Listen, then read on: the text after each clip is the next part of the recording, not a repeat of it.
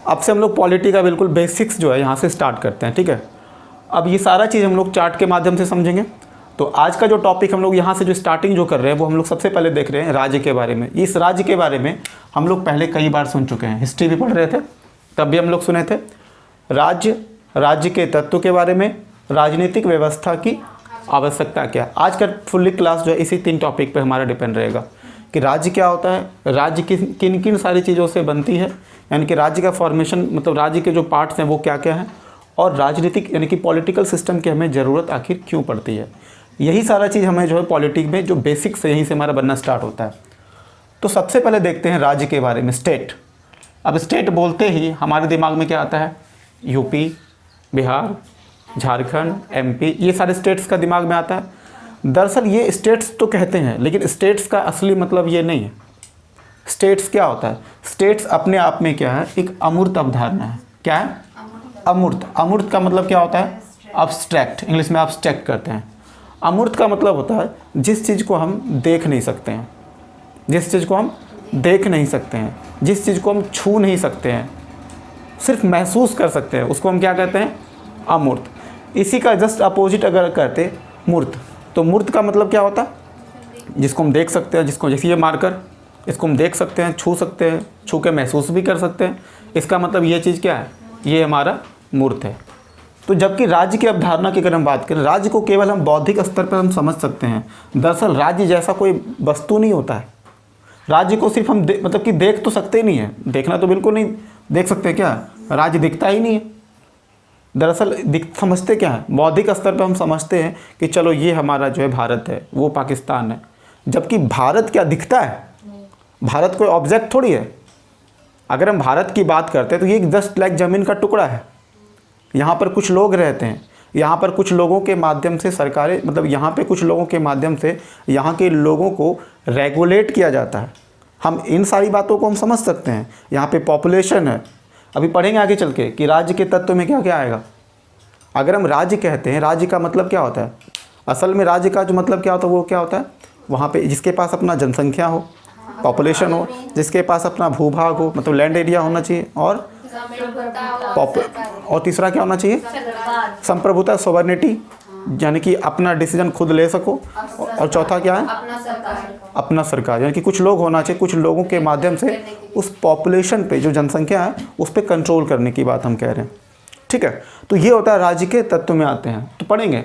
अभी राज्य के बारे में जो समझ रहे हैं वो क्या है, राज्य की अमूर्त अवधारणा में, मतलब इसको बौद्धिक स्तर पर हम समझ तो सकते हैं कि चीज़ें कैसे चल रही है। एक व्यक्ति शासन कर रहा है, बहुत सारे लोग हैं, कोई व्यक्ति बाउंड्री बना रहा है, ये भारत और पाकिस्तान के बीच सीमा है, मान लो ये बाउंड्री है, तो ये मतलब आप समझ तो सकते हो, लेकिन एक्चुअल मायने में राज्य को देखा नहीं जा सकता है, क्योंकि राज्य अपने आप में क्या है, एक अमूर्त अवधारणा है। उसके बाद बात करें राज्य के बारे में, तो राज्य क्या है, किसी समाज की, ध्यान रहे, किसी भी समाज की अगर हम बात करें, किसी समाज की राजनीतिक संरचना को ही क्या बोलते हैं, राज्य। यानी कि उस समाज का जो पॉलिटिकल स्ट्रक्चर है उसको ही क्या बोलते हैं, क्योंकि वो समाज किसी न किसी माध्यम से चलेगा। हर एक समाज के पास अपना राजनीतिक संरचना, मतलब उसका जो शासन प्रणाली है वो किसी खास तरीके से चलता है। वो एक तरह से कहा जाए तो उसको भी हम राज्य के तौर पे हम देख सकते हैं। अगर हम बात करें आमतौर पे जो राज्य के बारे में हम लोग समझ, जैसे कि भारत सरकार, ये भी अपने आप में क्या है, राज्य का हिस्सा है। उसके बाद राज्य की सरकार, ये भी राज्य का हिस्सा है। न्यायपालिका, ये भी राज्य का हिस्सा है। उसके बाद नौकरशाही, जो डीएम वगैरह होते हैं, वो भी क्या है, राज्य का हिस्सा ही कहलाते हैं। अच्छा, अगर हम बात करें कुछ राज्य विकसित हैं और कुछ राज्य विकसित नहीं है। आखिर हम विकसित राज्य हम किसको कहते हैं, वैसा राज्य जहाँ पर कि स्वतंत्र राज्य के रूप में स्थित है, मतलब कि वो फ्रीडम मतलब वहाँ पे वो राज्य किसी के अंदर नहीं आता है, वो गुलाम नहीं है किसी का, क्योंकि उसके पास क्या, हम अभी जस्ट क्या बताएं कि राज्य के तत्व की अगर हम जब भी बात करेंगे तो राज्य के पास क्या क्या तत्व है, चारों चीज़ होनी चाहिए। अब हम जस्ट बताने वाले हैं राज्य के तत्व के बारे में। अगर ये चारों चीज़ किसी के पास है, इसका मतलब है कि वो किस स्थिति में है, विकसित स्थिति में, स्वतंत्र स्थिति में, कोई टेंशन नहीं। जबकि अच्छा, इसी चीज़ में 2 चीज़ समझते हैं। एक होता है स्थिर राजनीतिक प्रणाली, मतलब एक ऐसा पॉलिटिकल सिस्टम जहाँ पर आराम से चल रहा है चीज़ें, जैसे यूएसए में पॉलिटिकल सिस्टम बहुत ही स्टेबल तरीके से चला, इसलिए कहते हैं स्थिर राजनीतिक प्रणाली। मतलब वहाँ का समाज में जो पॉलिटिकल स्ट्रक्चर है वो कैसा है, स्थिर है बिल्कुल। तो यूएसए की बात करें, यूके की बात करें, ऑस्ट्रेलिया की बात करें, ये सब जितने भी कंट्री की हम बात करें वहाँ पे पॉलिटिकल सिस्टम कैसा चल रहा है, स्थिर चल रहा है, कहीं को टेंशन नहीं, तनाव नहीं हो रहा है। सरकारें जब भी बनती है तो अपना कार्यकाल पूरा करती हैं आमतौर पे।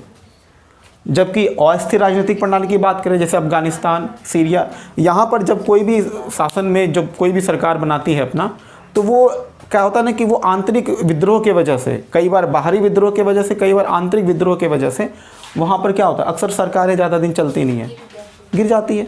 तो मतलब वहाँ पे विद्रोह कला की स्थिति बहुत ज़्यादा है, वहाँ पे लोग आपस में ही परेशान हैं। एक आदमी सरकार बन भी जाता है तो लोग बर्दाश्त नहीं कर पाते, तुरंत उसको हटाने के लिए जो है पूरा उसको प्रपंच रचा जाता है। वहाँ पे कई सारे आतंकी समूह के माध्यम से वहाँ की पॉलिटिकल स्ट्रक्चर को ख़राब कर दिया गया है। जबकि ऐसे देशों के पास पॉलिटिकल स्ट्रक्चर अच्छा है, वहाँ पर ऐसे कोई आतंकी समूह उस तरह से नहीं एक्टिव है। जबकि यहाँ पर कई सारे, जैसे भारत की भी बात करें तो कई बार स्थिर होते हुए भी अस्थिर हो जाता है, क्योंकि यहाँ पर भी इंटरनल चैलेंजेस बहुत हैं, नक्सली वगैरह हैं, आतंकी समूह वगैरह हमला होते रहते हैं, बॉर्डर पे डिस्प्यूट होते रहता है। इसके वजह से हमारे साथ भी प्रॉब्लम होता है कि राजनीतिक प्रणाली कभी कभी हमारा जो पॉलिटिकल स्ट्रक्चर है वो भी थोड़ा थोड़ा गड़बड़ाता है। अगर हम बात करें 1991 के बाद की बात करें, सरकारें तुम देखना कि गठबंधन की सरकारें बन पा रही है और उसके बाद जो वो ज़्यादा दिन तक टिक नहीं पाती है। तो पॉलिटिकल स्ट्रक्चर कभी कभी जब डैमेज होता है तो वो उसका दिक्कत देश को झेलना पड़ता है। ठीक है, अब इसको जो है मिटा करके हम जस्ट बताने वाले हैं राज्य के जो तत्व होते हैं वो कौन कौन से होते हैं। ठीक है, अभी हम राज्य के बारे में समझे थे कि राज्य क्या एक अमूर्त अवधारणा है, यानी कि अब्स्ट्रैक्ट। एक होता है अब्स्ट्रैक्ट, दूसरा होता है कंक्रीट। कंक्रीट को कहते हैं मूर्त, कंक्रीट को क्या बोलते हैं, मूर्त। और अब्स्ट्रैक्ट का मतलब क्या होता है, अमूर्त। तो मूर्त का मतलब क्या, जिसको हम छू सकते हैं, जिसको हम देख सकते हैं, जिसको हम समझ सकते हैं। सबसे पहले समझते हैं कि राज्य जो बनता है वो किन सारी चीज़ों से बनता है। राज्य किसको कहते हैं, जिसके पास अपना जोग्राफिकल एरिया होना चाहिए, जिसके पास अपना भूभाग हो, जिसके पास अपना जनसंख्या की, उसके पास अपने लोग होने चाहिए, जिसके पास अपनी सरकार होनी चाहिए और जिसके पास अपना संप्रभुता यानी कि सॉवरेनिटी होने चाहिए। देखो अब इसमें से ज़रा सा चेक करना कि इसमें से मूर्त कौन सा चीज़ है और अमूर्त कौन सा है, पहले वो देखते हैं। भूभाग हम देख पाते हैं कि नहीं, अमूर्त कैसे है, वो तो दिख रहा है ना जमीन का टुकड़ा, तो वो क्या हमारा मूर्त है, यानी कि कॉन्क्रीट है।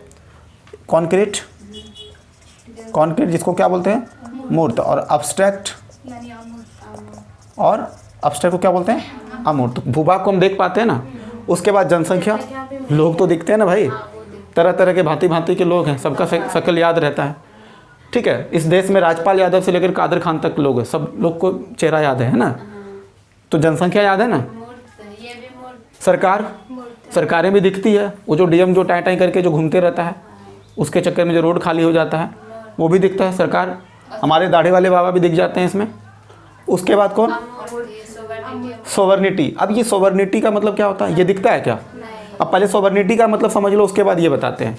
सोवर्निटी का मतलब होता है, सिंपल से एक लाइन में, सोवर्निटी का मतलब होता है कि जब तुम अपना फैसला खुद कर सको, तुम्हारे जगह पर तुम्हारा फैसला कोई और ना कर सके। जस्ट लाइक मान लो एग्जांपल के तौर पे ये मार्कर अपना फैसला खुद नहीं कर सकता है, इसको कब लिखना है, कब फेंकना है, कब इसमें इंक डालना है, वो कौन तय करता है, हम तय करते हैं। ये अपना फैसला खुद ले पा रहा है क्या, नहीं ले पा रहा। तो जब ये अपना फैसला खुद ले ही नहीं पा रहा है तो ये क्या हो गया, सोवर्निटी है इसके पास, संप्रभुता है, इसके पास कोई हक ही नहीं है। तो ऐसे में इसके पास संप्रभुता नहीं है। जबकि अगर हम बात करें किसी देश के पास, अगर वो वहाँ के अपने भूभाग पर नियंत्रण रख पाता है, मतलब कि ये मेरा ज़मीन का टुकड़ा है, तुम हमसे नहीं छीन सकते हो, ये मेरा अपना एरिया है, तुम हमसे ज़बरदस्ती नहीं ले सकते हो। यानी कि अपने भूभाग पर जो भी फैसला होगा, मेरा मर्जी होगा हम वहाँ पे बॉर्डर पे कांटा वाला तार लगाएंगे, मेरा मर्जी होगा वहाँ पर हम दीवार बना देंगे बाउंड्री पे। जैसे कि अमेरिका और ये मैक्सिको का जो बाउंड्री है, वहाँ पर क्या किया, बड़ा बड़ा दीवार बना दिया। तो उसकी मर्जी थी, हम बाउंड्री अपना, जैसे खेत का जो मेड़ होता है, हम मेड़ पर अपना हम दीवार दे दें, या हाँ चीन में भी है, चीन का दीवार वो भी बनाया था अपना। हालांकि वो चीन का प्रॉपर बाउंड्री नहीं है, ध्यान रखना इस चीज़ का, अब तो प्रॉपर बाउंड्री नहीं रहा। तो मेरा कहने का मतलब है जैसे लोग जो ज़मीन जो खेत वगैरह होता है, तो खेत में हम जो मेड़ होता है, जो अड्डा जिसको कहते हैं, उस अड्डे पे हम अब मिट्टी का ही ढांचा बना के छोड़ दें, या फिर हम वहाँ पे कटीला तार लगा दें, या फिर दीवार हम घेर लें, वो मेरी मर्जी है ना, मेरा खेत है, हम न चाहेंगे, मेरा मर्जी होगा हम वहाँ से मिट्टी हटा लेंगे, कुछ भी कर सकते हैं अपने खेत के साथ। यानी अपने भूभाग पे हमारे पास अपना अधिकार है, भारत सरकार के पास अधिकार है ना कि वो अपने ज़मीन का हिस्सा की सुरक्षा वो करेगा। उसके बाद जनसंख्या पर भी हम नियंत्रण कर सकते हैं। मतलब जनसंख्या जो हमारे जो लोग हैं उनके साथ कौन से तरह मतलब हमारे लोगों का फैसला कौन करेगी? यहाँ की सरकार करेगी, क्योंकि उसके द्वारा जो संविधान में दिए हुए कानून उसके हिसाब से चलेगा। तो सोवरेनिटी है कि नहीं यहाँ पे? अपना ये फैसला मतलब इनके ऊपर भी हम कंट्रोल कर सकते हैं। उसके बाद सरकार, यहाँ की ही सरकार है। तो संप्रभुता का मतलब क्या होता है? संप्रभुता का मतलब होता है कि जब अपना फैसला सरकार अपना फैसला खुद कर सके, यहाँ की सरकार किसी और दूसरे देश से पूछ के ना काम करे। हमारा देश है, हम तय करेंगे हमें क्या करना है। ईरान से मान लो व्यापार करना है कि नहीं करना है वो हम तय करेंगे, हम अमेरिका और जापान के दबाव में नहीं आएंगे, ठीक है। उसी प्रकार से जनसंख्या, यहाँ की जनसंख्या का हम नियंत्रण करेंगे। मेरे जनसंख्या हमारे देश में कितने लोग होने चाहिए वो हम तय करेंगे। अब मान लो कि चीन की सरकार बोलेगी कि जैसे हम 1 चाइल्ड 1 पॉलिसी का अपनाए वहाँ पे, चाइना कह रही है कि एक काम करो भारत, आप भी 1 चाइल्ड पॉलिसी अपनाओ। भारत बोलेगा कि मेरा जनसंख्या हमने तय करेंगे, कितना जनसंख्या बढ़ाना है कितना जनसंख्या घटाना है वो कौन तय करेगा? हम तय करेंगे। मेरी मर्जी नहीं हुई तो हम नई पॉलिसी अपनाएं। लोग खुद ही समझदार होंगे, अपने धीरे धीरे अपने पॉपुलेशन को कंट्रोल करेंगे।